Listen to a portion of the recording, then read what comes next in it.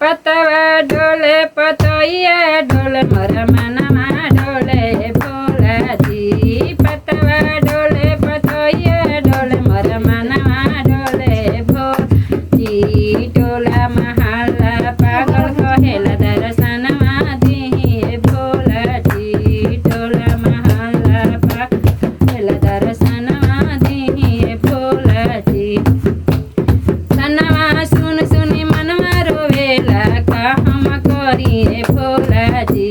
तनवा सुन सुनी मनवा रोवेला का हम करिए गुरु जी। हारी देखी हम मंदिर आईनी दर्शनवा दिही भोला जी। हारी देखी हम मंदिर आईनी दर्शन दिही भोला जी।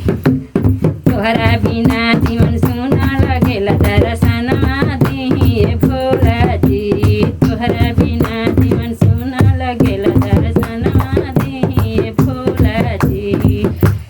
दुखवा हरल दर्द भटकनी सुखवा न पानी गुरु जी। दुखवा के मारल दर्द भटकनी सुखवा न पानी गुरु जी।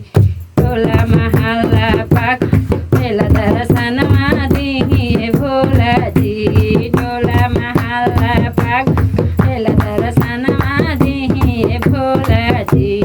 दुखवा के मारल दर्द भटकनी सुखवा न पानी गुरु जी। दुखवा के मारल दर्द भटकनी सुख पानी गुरु जी। टोला महला पागल कहेला दर्शनवा दिही भोला जी। टोला महला पागल कहेला दर्शनवा दिही भोला जी।